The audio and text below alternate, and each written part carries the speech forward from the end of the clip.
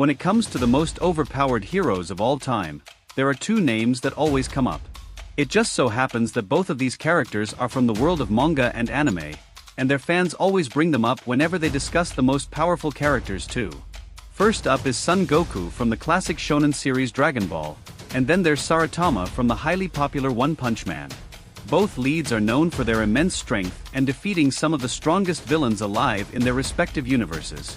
Anime fans have always been known for their passionate loyalty, and both sides are adamant their hero would win in a battle between Goku and Saitama.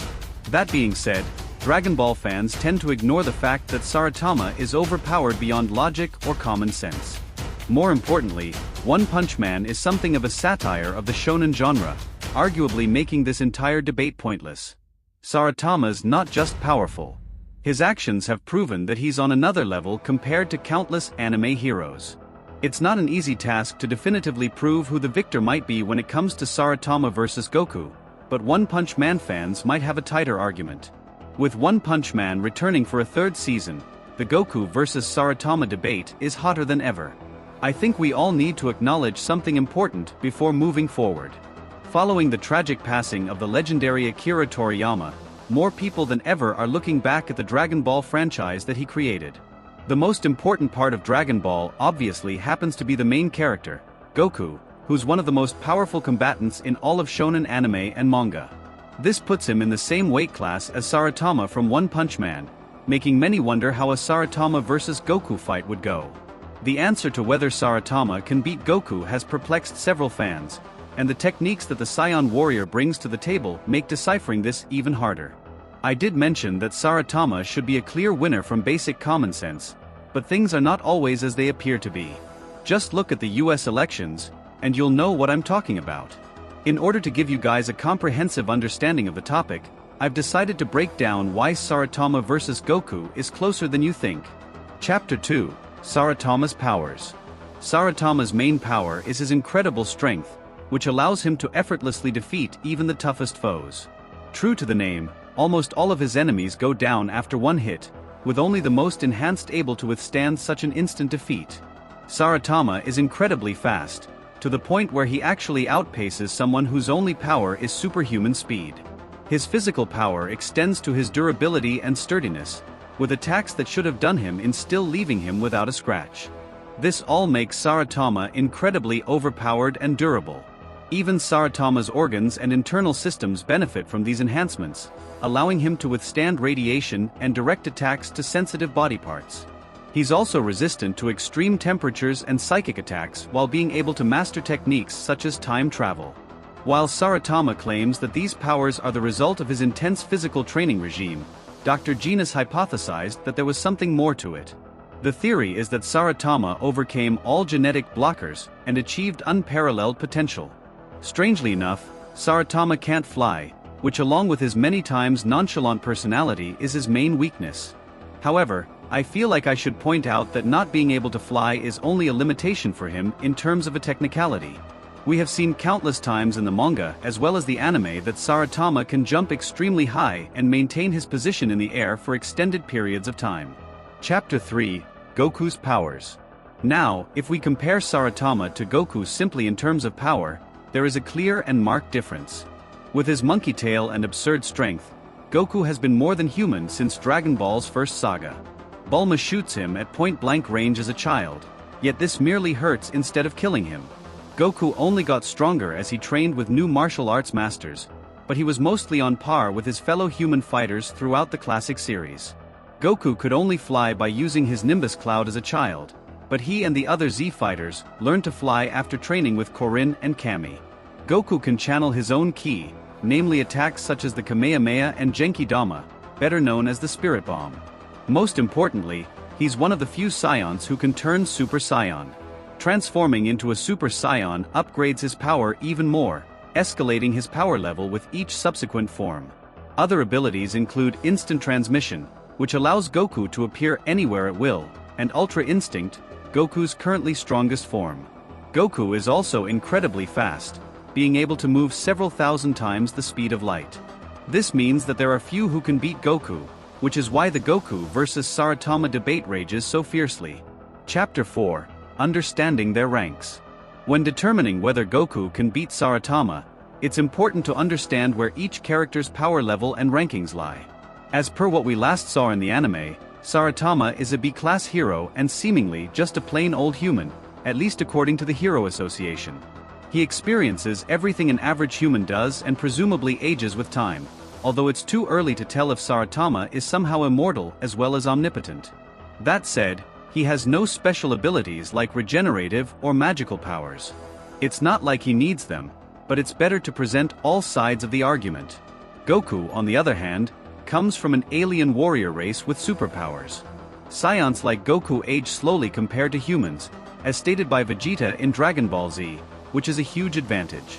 Furthermore, Goku has battled multiple cosmic entities, while Saitama has only fought Boros at this point in the One Punch Man anime. Yes, I know what's currently going on in the manga, but even then, Goku still has more experience in this particular field.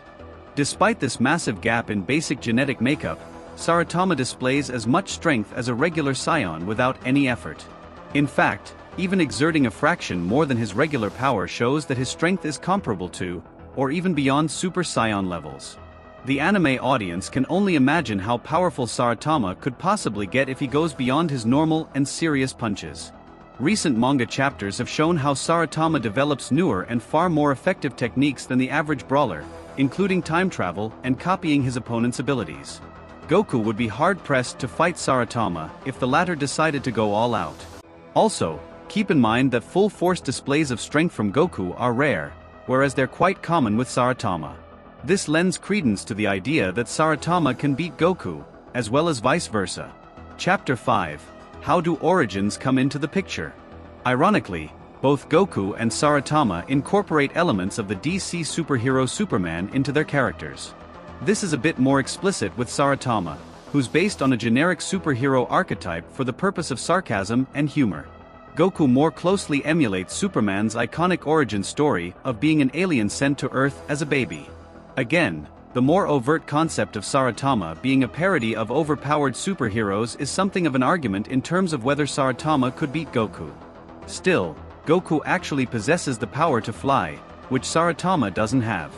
Saitama can, however, leap tall buildings in a single bound, as he possesses the power to jump further while in midair. This can help even the odds in the battle. Chapter 6: Fighting Skills. Goku's trained in martial arts under the most extreme conditions imaginable. He's even gone to other planets to improve his skills and endurance. Since he also enjoys fighting, he regularly spars with his friends and children, all of whom are ludicrously overpowered. Goku has also had some truly impressive masters, such as Mr. Popo, Kami, Master Roshi, Korin, King Kai, Whis, and the Yardrats.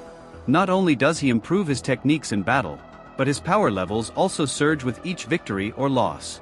On the contrary, Saitama has only stuck to his daily workout of 100 push-ups, sit-ups and squats, as well as a 10 kilometers run. He doesn't have a single trainer or mentor, either, making him one of the few entirely self-taught shonen manga and anime heroes. This could also be why Saitama doesn't treat Genos like a typical student. Since Saitama has never lost a single battle, it appears that there's no need for him to improve or change. If harsher training has managed to increase Goku's power, this should also apply to Saitama, who currently relies on traditional methods. Just think about it. The only reason Saitama entered the martial arts tournament was to see if the fighting style could actually help him improve as a superhero. However, by the time he witnessed everything that Suiryu had to offer, he concluded that martial arts was nothing more than some fancy moves to look cool while fighting. Even though the Caped Baldy only considers this to be for optics, it's reasonable to hypothesize that Saitama would be evidently and irrefutably more powerful than Goku if both of them received the exact same training. Even with these stipulations, there are other things to consider in terms of whether Saitama can beat Goku. Chapter 7: Pushing Boundaries. When it comes to Saitama versus Goku, it's obvious that both of these powerhouses have glaring differences. One is a brawl-hungry extraterrestrial being, while the other is a convenience store part-timer turned hero. The fact they can even be compared on equal footing at all shows Saitama might just have the advantage. He exhibits the same strength effortlessly, and yet still has more room for growth. At this point, he has never needed to use his full power, whereas Goku frequently needs to reach his limits before he can become stronger. In fact, Saitama regularly holds back against his opponents, as Lord Boros himself had stated during their earth-shattering battle. Goku once nearly succumbed to something as mundane as a heart virus, whereas Saitama's internal organs are as hearty as he is. The only thing that has ever bothered the caped baldy was a mosquito, and that too, just for the sake of being an inside joke. Now, if we consider the manga where he fights against Cosmic Garu, I think things start to fall in place a lot better. Cosmic Garu alone is probably more powerful than the entire Dragon Ball franchise based on how he can effortlessly copy powers and skills. To have a god particle inside him only further cemented the fact that he was a celestial being. And even then, not once did he make Saitama struggle during their battle. Sure, the caped baldy was pissed after seeing what had happened to Genos and the others, but he never showed any signs of weakness throughout the entire battle. This is because it got revealed that his power was literally limitless. The longer he fought, the stronger he became, which is quite ridiculous for someone who can KO 99% of the entire universe with just one normal punch. The outcome of the match against Cosmic Garu further solidified how Saitama simply cannot be beaten by anyone. You can throw in all the Dragon Ball villains and opponents you want for reference, but none of them hold a candle to Cosmic Garu, and that is where this encounter reaches a safe conclusion. Chapter 8, Conclusion. All in all, the outcome of a Goku vs Saitama battle is now clear. Goku might have nearly destroyed Universe 7, but that doesn't mean Saitama can't perform a similar feat. After all, he doesn't seem to have any regular shonen limitations. Of course, Goku will always be one of the greats, but the evidence of his restrictions is clear. There's no greater weapon than the infinite possibility for growth, and Saitama's potential appears to be even greater. This is why the anime fans are excited to see what Saitama does next. I know the Dragon Ball fans are gonna come at me with tons of theories and so-called evidence, and I don't mind that, because I always encourage healthy discussions. However, to end this video, I will say that even though a fight between Saitama and Goku is closer than most people think, it would still end in favor of the Cape Baldy, with probably just a few scratches on his shiny head to show for Goku's persistence. Like, share, and subscribe if you like these topics and want me to cover more of them. Feel free to share some suggestions in the comments below. Okay then, I'll see you soon.